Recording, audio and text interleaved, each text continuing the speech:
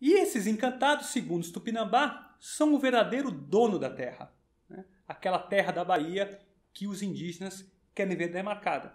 E eles se sentem no dever de proteger aquela terra da ação depredatória branca, por assim dizer. Então há um caminho a seguir, né? Muito evidente para mim, que é compelir o Estado a fazer o seu dever, ao básico, efetivar, colocar em prática, efetivar aquilo que ele mesmo reconheceu na forma de direitos. Olá, ouvinte!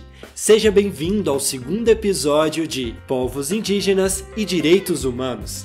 Eu sou Fábio Martins e vou continuar falando com o juiz de direito André Bezerra.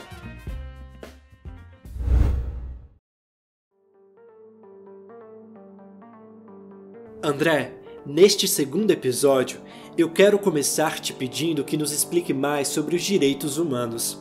O que são, enfim, os direitos humanos?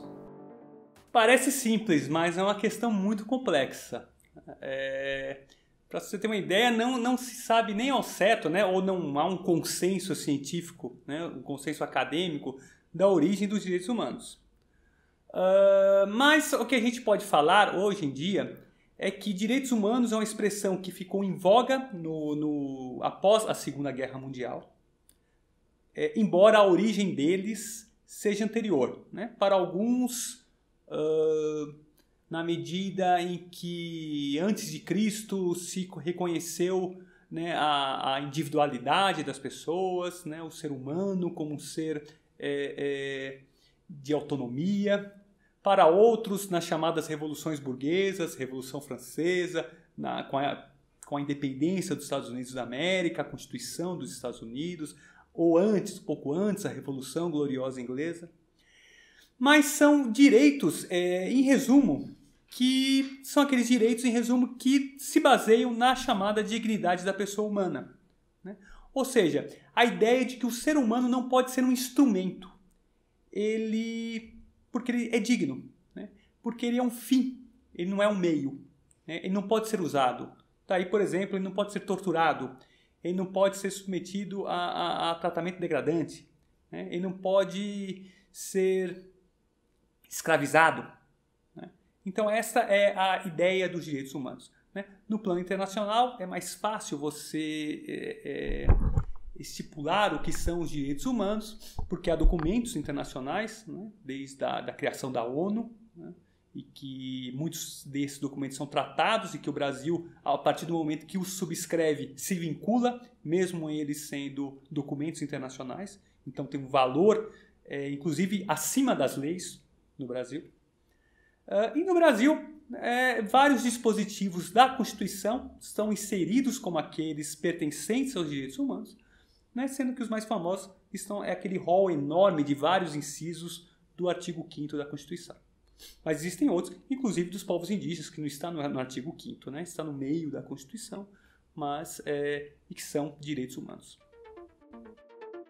Avançando e agora entrando nos Tupinambá, efetivamente, o que significa o termo Guerra de Mundos, pensando na luta elencada pelos Tupinambá, tanto dentro do sistema quanto pelas suas retomadas? Bem, Guerra de Mundos é uma expressão que a antropologia usa com frequência. E ela parte de um fato. O fato é que a chegada dos portugueses ou dos europeus à América como um todo não representou, e dos portugueses no Brasil, não representou apenas a chegada de caravelas, de canhões ou dos crucifixos dos jesuítas. Representou a chegada de um mundo, né, de uma ontologia, de um mundo próprio, um mundo da propriedade individual, um mundo do Estado, um mundo do individualismo, né? No individualismo, e quando eu falo isso não é nenhuma crítica, o individualismo é muito importante, a proteção do ser humano, né? Da dignidade do ser humano. Mas era um mundo muito diverso, dos múltiplos mundos que aqui existiam, que já existiam. E este mundo europeu que chegou aqui, essa ontologia europeia, eurocêntrica, né, moderna, porque ela tinha por base um processo histórico que é a chamada modernidade, a crença do saber científico, do progresso, saber científico europeu apenas, né? Este mundo chegou aqui se dizendo superior, né? E nessa superioridade ele se colocou como dotado de uma missão quase que religiosa, que seria, aspas, civilizar as populações daqui. E nessa civilização, obviamente, né, por trás dela estava a exploração econômica daquelas terras, né? Então daí que essa chegada dos portugueses ou dos europeus, mais amplamente, representou uma verdadeira declaração de guerra de mundos.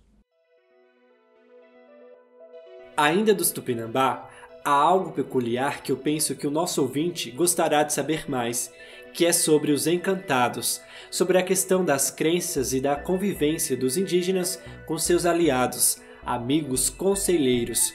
Explique, por favor, como se dá essa relação entre o mundo dos humanos e dos não-humanos.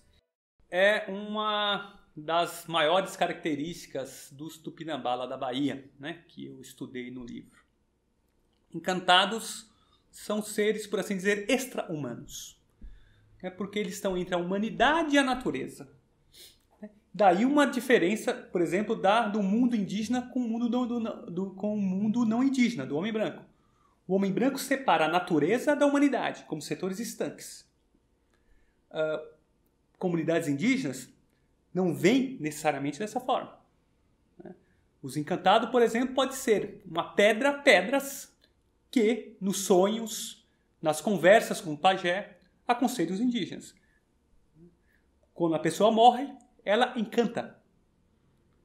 E, por meio, normalmente, do pajé, ela continua a se comunicar com o mundo dos indígenas vivos.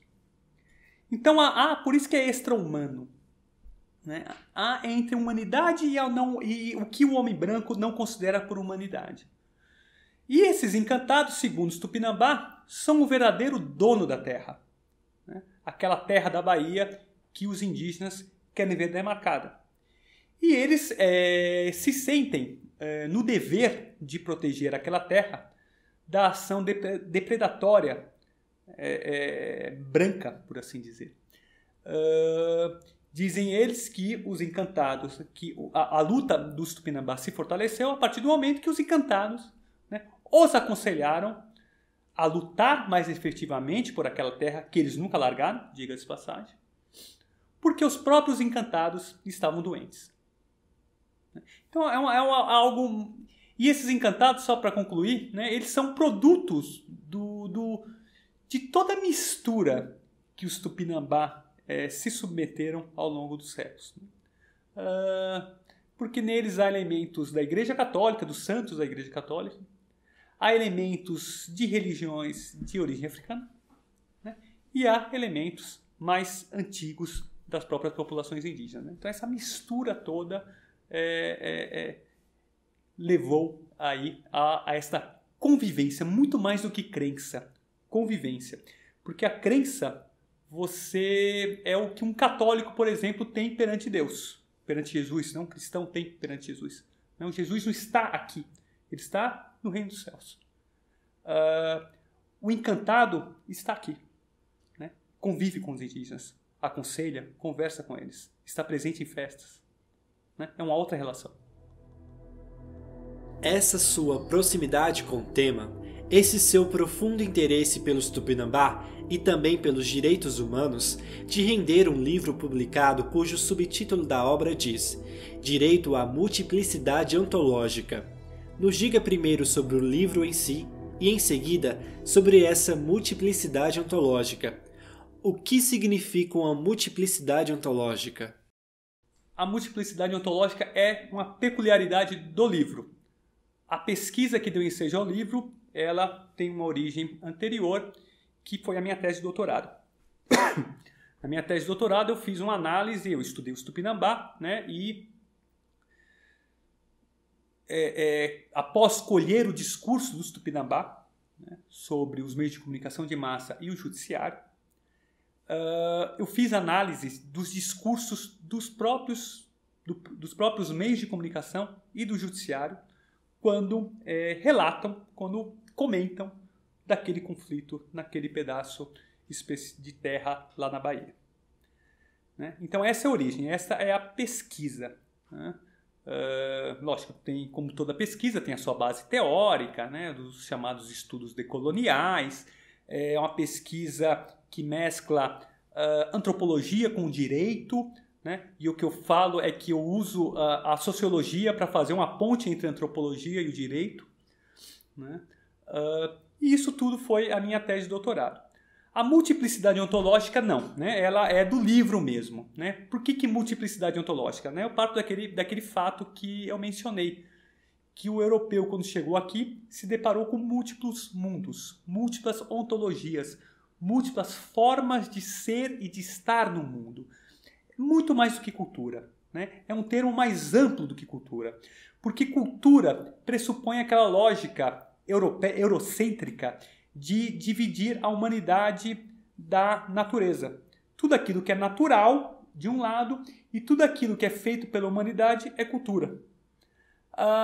Como essa separação não existe entre os indígenas, né, não necessariamente existe entre os indígenas, né, natureza e humanidade, por vezes, se mesclam, então não necessariamente cultura seja o melhor sentido. Lógico, se você quiser ler os direitos dos povos indígenas exclusivamente sob a lógica do homem branco, você vai usar a palavra cultura sem problema nenhum. Mas para você estudar os direitos dos povos indígenas sob a lógica, sob a perspectiva dos povos indígenas, eu penso que tem que se fazer uso da expressão ontologia. Né? No campo jurídico está começando a se usar essa expressão. Na antropologia, o uso do termo ontologias, múltiplas ontologias, já tem algum uso, né?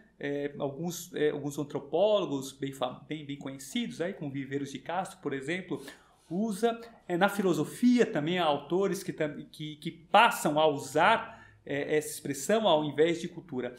Como diz uma das autoras que eu cito no livro, usar ontologia é levar as diferenças a sério. Em sua tese de doutorado, e para falar sobre os conflitos territoriais dos Tupinambá, você elenca o discurso midiático ao jurisdicional e os aproxima ao capitalismo globalizado. Nos fale mais sobre esse recorte da sua parte. Bem, o capitalismo globalizado ele começou com a exploração dos indígenas. Né? Ele começou e tem uma data, que é a data da chegada do Cristóvão Colombo às Américas. Né? A partir daí, você dividiu a humanidade, né? A Europa, que tinha um capitalismo nascente, dividiu a humanidade em países periféricos e países centrais, ou colônias, né? Hoje são os países periféricos, e o centro do mundo, que seria a Europa. Né? E nessa divisão, colocou as sociedades não europeias, como eu também já mencionei, como sociedades não evoluídas. Né? Daí o começo do colonialismo. Tratar o outro, colonizar é tratar o outro como objeto, né? Não como igual, né? Tratar como uma coisa, que é o que os povos indígenas sofreram, e ainda sofrem, diga-se de passagem, é o que o escravo africano, de forma muito parecida, sofreu. Né? O capitalismo globalizado começou com essa divisão racial do trabalho. O branco, o trabalho assalariado. O não branco, o trabalho escravo, a exploração, o tratamento como se fosse uma coisa. E essa lógica persiste. Essa é a lógica do poder. Né? O Estado, como eu disse, ele tem origem eurocêntrica. Né? O Estado é uma relação muito contraditória dos direitos dos povos indígenas, porque são direitos reconhecidos pelo Estado em favor de pessoas que não vivem sob a lógica do Estado. Né? Essa é a grande contradição, né? E que tem que se trabalhar com ela. Né? As sociedades, as instituições são feitas de contradição. Né? Não há nenhum problema quanto a isso. E o Estado, tendo essa origem colonizadora, perdura. Né? Perdura ainda que involuntariamente. Né? E a gente tem que... E essa origem colonizadora, no final das contas, também está com o sistema econômico, né? Porque o Estado, né, como eu disse, ele nasceu para proteger a propriedade privada, né, sob o interesse de classe, que era o interesse da burguesia da época, e ele continua assim. Né? Então, o sistema econômico, né, o mercado, né, o que a gente hoje chama de mercado, né, atua em conjunto com o Estado. Né? Então, quando eu falo em poder judiciário e quando eu falo em meios de comunicação de massa perante o Tupinambá, eu estou falando de poder perante o Tupinambá. Né? O poder do Estado, representado pelo judiciário, e o poder econômico, representado pelos grandes meios de comunicação, né? Grandes, que são grandes empresas, que, como tal, vão defender os seus interesses de classe. Para finalizar essa conversa, embora já tenhamos falado anteriormente sobre as questões de um novo olhar por parte, sobretudo do judiciário, eu gostaria que você ampliasse um pouco mais a questão de uma possível superação para todos esses conflitos narrados por você. Há uma luz no fim deste túnel, André? Bem, estudar direitos humanos, lutar pelos direitos humanos, implica em você ter esperança. Né? Há quem diga que os direitos humanos são a grande utopia do século XXI. Não sei. O fato é que os direitos humanos estão aí, previstos, reconhecidos, legitimados pelo próprio Estado. E o Estado, se os reconhece, tem que cumprir. Afinal de contas, vivemos sob aquilo que chamamos de Estado de Direito, que, diga-se de passagem, é uma invenção capitalista, uma invenção burguesa, né? Porque o Estado ele tem que se submeter à lei como qualquer outra pessoa, porque antes do Estado de Direito, o rei podia tomar a terra de um proprietário, de um burguês, podia tomar a loja do burguês. Né? Então, o Estado de Direito ele surge para cumprir a lei, em pé de igualdade de qualquer cidadão. E se o Estado diz que os povos indígenas têm seus direitos, o Estado tem que obedecer, tem que fazer cumprir esses direitos, tem que garantir esses direitos. Então, há um caminho a seguir, né, muito evidente para mim, que é compelir o Estado a fazer o seu dever, né, ao básico, né, colocar em prática, efetivar aquilo que ele mesmo reconheceu na forma de direitos. Então, há esperança, sim, né, esperança de luta, mas lógico, não dá para ser ingênuo e achar que o Estado vai fazer isto por conta própria. Né? Do mesmo jeito que eu falei que o reconhecimento dos direitos como leis, né, como normas jurídicas, não são dádivas do Estado, a efetivação desses direitos também não virá como dádiva do Estado. Virá como produto de muitas lutas. Né? E poucos sabem lutar pela sua sobrevivência, pela sua vida, pela sua forma de vida, como os povos indígenas. Ailton Krenak, que é um filósofo indígena muito conhecido, ele diz que a guerra continua, né? A guerra contra os indígenas nunca acabou. Foi declarada em 1500 e continua hoje em dia. Né? Então, nessa guerra, eles sabem resistir. Né? E nessa resistência reside a grande esperança para que esses direitos sejam cumpridos. André, eu agradeço a sua participação, certo de que todos que nos ouvem ampliaram seus olhares em relação aos povos indígenas e também sobre os direitos humanos. Obrigado. Tamo aí.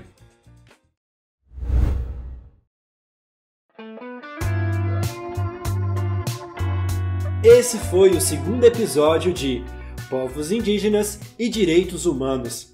Nele você ouviu o juiz de direito André Bezerra falar sobre a antropologia, o direito, os Tupinambá.